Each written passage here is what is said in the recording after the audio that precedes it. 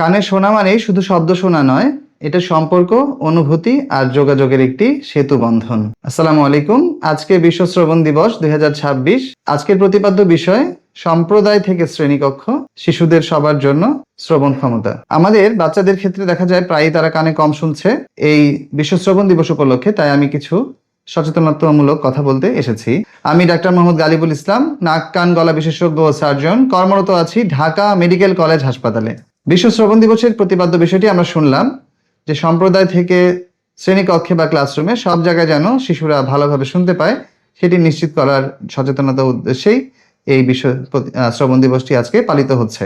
আমরা একটি বিষয় জানি, বাচ্চাদের অ্যাডেনয়েড নামক একটি প্রবলেম থাকে। সেই অ্যাডেনয়েডের কারণে বাচ্চাদের কানের ভেতরে এক ধরনের ফ্লুইড বা পানি জমে যেতে পারে, যে কারণে বাচ্চারা কানে কম শুনতে পারে।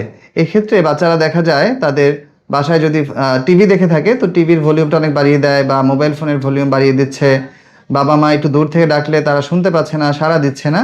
এই সমস্যাগুলো কিন্তু যাদের অ্যাডেনয়েড আছে সেই সমস্ত বাচ্চাদের ক্ষেত্রে এই শ্রবণ হ্রাস বা শ্রবণের কমে যাওয়া এটা খুবই কমন একটি বিষয়। শ্রবণ শক্তি আমাদের মানসিক সুস্থতা এবং আত্মবিশ্বাসের জন্য অত্যন্ত জরুরি।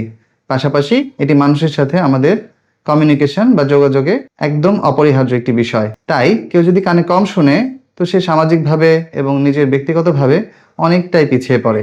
বিশেষ করে যারা শিশু, তাদের দেখা যায় যে স্কুল পারফরমেন্সটা অনেকটা হ্যাম্পার হয়। এমনকি তারা বাচ্চা বাবা মা খুব নার্ভাস হয়ে যান যে বাচ্চাকে ডাকলে তারা শুনছে না, পেছন থেকে বা দূর থেকে ডাকলে সাড়া দিচ্ছে না।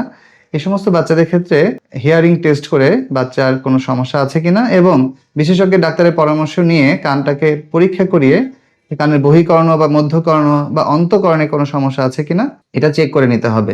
অনেক সময় যেসব বাচ্চা অ্যাডেনয়েডের সমস্যায় ভোগে তাদের ক্ষেত্রে দেখা যায় তাদের মধ্যকর্ণে এক ধরনের ফ্লুইড বা পানি জমে যায়, যে কারণে বাচ্চারা কানে কম শোনে, কানে ভার ভার লাগে, অনেক ক্ষেত্রে কানের পর্দায় চাপ লেগে তীব্র ব্যথা হতে পারে এবং কানে পর্দা ফেটে গিয়ে কান থেকে পানি বের হয়ে দীর্ঘমেয়াদী কান পাকা রোগও হয়ে যেতে পারে। এবং এই কান পাকা রোগ বা কানের ইনফেকশন সেটাও কিন্তু শ্রবণ ক্ষমতা হ্রাসের একটি অন্যতম কারণ। আজকের এই বিশ্ব শ্রবণ দিবসে বাচ্চাদের অ্যাডেনয়েড জনিত যে কানের সমস্যা এবং কান পাকা রোগের কারণে যে সমস্যা সেটার কথা বললাম। তো আপনারা আশা করব যে একজন নাক কান গলা বিশেষজ্ঞের পরামর্শ নিয়ে তাদের কানের বহিকর্ণ, মধ্যকর্ণ, এমনকি অন্তকর্ণে কোনো সমস্যা আছে কিনা সেটি যাচাই করে নেবেন। কাজেই অভিভাবকরা যারা তার বাচ্চার শ্রবণ ক্ষমতা নিয়ে একটু দুশ্চিন্তা করছেন বা সন্দেহের মধ্যে আছেন যে আমার বাচ্চা কি আসলেই ঠিকভাবে শুনতে পাচ্ছে, আমার বাচ্চা কি কিছুটা কম শুনছে, ডাকে সাড়া দিলে সে যে শুনছে না, তার শ্রবণ ক্ষমতাটা কি আসলেই কমে যাচ্ছে, সেই সব অভিভাবকদের জন্য আমার পরামর্শ থাকবে আজ এই বিশ্ব শ্রবণ দিবসে আমরা এই সচেতনতাটুকু সবার মাঝে ছড়িয়ে দেই, যেন তাদের কানটা একজন বিশেষজ্ঞ নাক কান গলা ডাক্তারকে দেখিয়ে আমরা কিছু প্রয়োজনীয় পরীক্ষা নিরীক্ষা লাগলে সেগুলো করে নিশ্চিত হয়ে নেই যে আমার বাচ্চার কানের কি অবস্থা, তার শ্রবণ ক্ষমতার কি অবস্থায় আছে এবং তার কোনো চিকিৎসার প্রয়োজন কিনা।